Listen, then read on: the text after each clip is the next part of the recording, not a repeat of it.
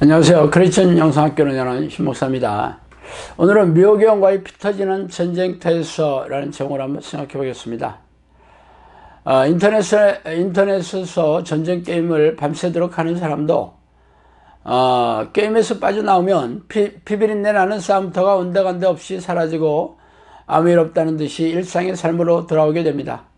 인터넷 게임이 기가 막히게 실감나게 만들어졌다 하더라도 현실 세계와는 아무런 상관이 없는 허구에 불과하기 때문이죠. 저도 그런 일을 겪고 있어요. 그것은 묘경과의 싸움입니다. 묘경은 속이는 영이라는 뜻으로 사탄과 귀신들을 일컫고 있습니다. 묘경은 게임 회사가 야심차게 만들어내는 캐릭터가 아니라 모든 크리스천들이 진리라고 믿고 있는 성경에 등장하는 영적 존재입니다. 그래서 크리스천들은 사탄이나 귀신을 부정하지 않습니다.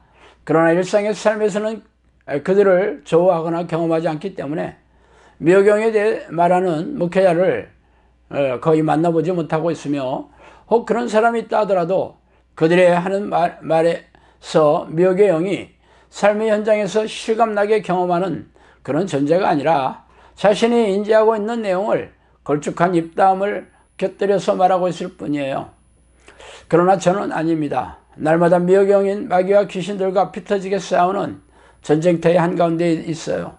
그래서 제가 경험하는 귀신들은 실감나는 정도에 그치지 않고 오싹오싹할 정도로 무시무시합니다. 그러나 영성학교에서 제 사역을 눈으로 목격하는 이들일지라도 사람마다 느끼는 정도는 좀 다르죠. 왜 그런지 아세요?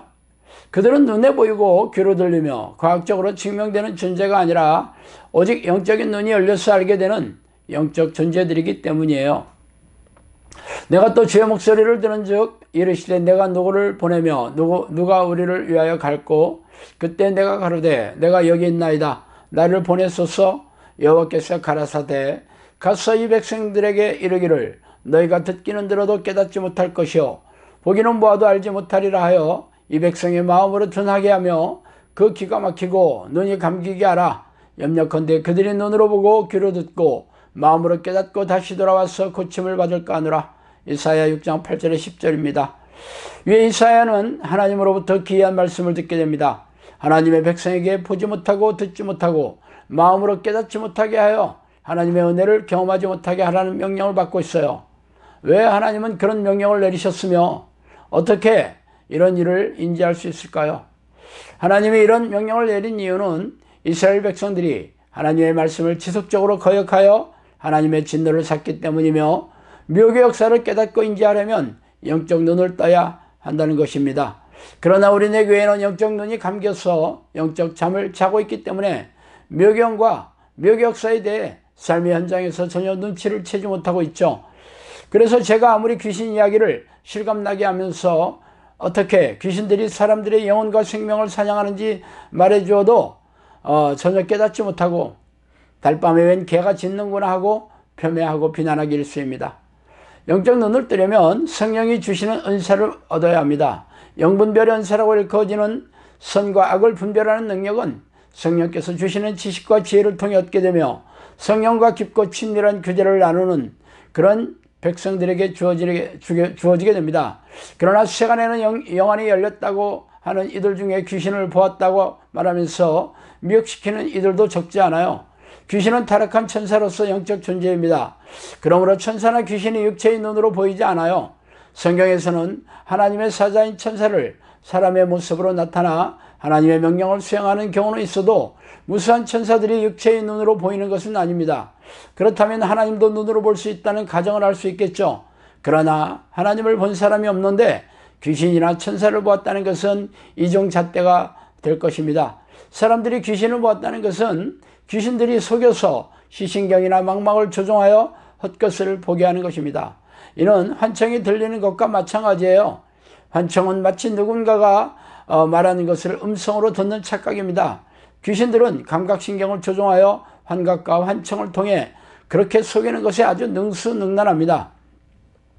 그렇다면 저는 어떻게 영분별을 하게 되었는가요? 이는 철저하게 귀신들의 속이는 증거와 계략 등을 통해 알게 되며 귀신들이 몸 안에 잠복하여 정신과 육체를 파괴하는 상태를 수상하게 알게 되었기 때문입니다. 그러나 무엇보다도 귀신들이 뇌를 장악해서 자신의 생각을 넣어줘 그렇게 속이는 능력이 탁월합니다. 그래서 생각으로 속이는 공격에 그런 공격이 탁월한 놈들을 마귀라고 일컫는 고급령이며 미혹의 영이라는 별명도 갖고 있어요. 예수님과 사도들은 몸 안에 들어가 정신질환이나 고질병, 장애를 일으키는 귀신들뿐 아니라 머리를 타고 앉아 생각을 넣어줘 속이는 미혹영에 대해서도 날카롭게 알아채고 있습니다. 예수님께서 가룟 유다나 베드로의 머리를 타고 앉아 속이는 사탄을 인지하거나 책망하셨으며 나중에 베드로가 재산을 팔아서 엑스를 속이는 아나니아와 삽비라의 경우 혹은 마술사 시몬의 머리를 타고 앉아 속이는 미혹의 영을 날카롭게 밝혀내고 있는 게 그 증거입니다. 그러나 이 시대의 우리네 교회는 미혹의 영은 말할 것도 없고 귀신의 정체와 공격에 대해서도 무지하여 속수무책으로 당하고 있으니 기가 막힌 일이에요. 귀신들은 어디에나 있으며 지구를 덮고 있을 만큼 수많은 숫자가 있어요. 성령의 사람이 아닌 모든 사람에게 귀신들이 들어가 있다고 보면 틀림없습니다.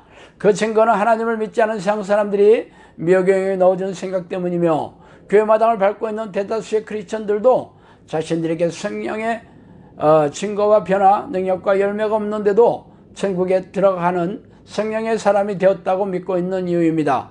대부분의 목회자와 크리스천들이 미혹의 영의 정체와 공격에 대해 무지한 상태가 바로 미혹의 영에게 사로잡혀 있다는 증거입니다. 목회자들은 입만 열면 성경 지식과 교리로 배운 성경의 하나님을 가르치지만 정작 전지전능하신 하나님을 일상의 삶에서 경험하지 못하며 귀신 역시 체험한 바가 없어요. 이는 하나님과 천사, 사탄과 귀신 등의 영적 존재를 이성적이고 합리적이고 상식적인 사고방식으로 판단하려고 하기 때문입니다. 저는 매일처럼 귀신들과 미혹의 영과 피말리는 싸움을 하고 있습니다. 귀신들에게 사로잡혀 고통받고 있는 정신질환자들이나 고질병 환자가 혹은 그런 사람 외에도 삶의 지난한 문제로 고통받는 이들이 저에게 와서 이 문제를 해결해 달라고 제 앞에 죽치고 앉아있기 때문입니다. 그러나 그 많은 사람들을 저 혼자 감당할 수는 없어요. 그래서 영상학교를 열면서 제자들을 훈련시켜 동역자로 사용하려고 하고 있지만 이 역시 오랜 시간이 걸리고 있습니다. 그러나 저는 이 사역을 놓을 수 없습니다. 성령의 명령 때문이죠.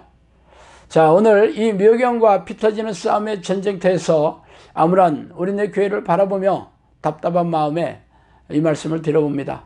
자, 오늘은 여기까지 하겠습니다. 감사합니다.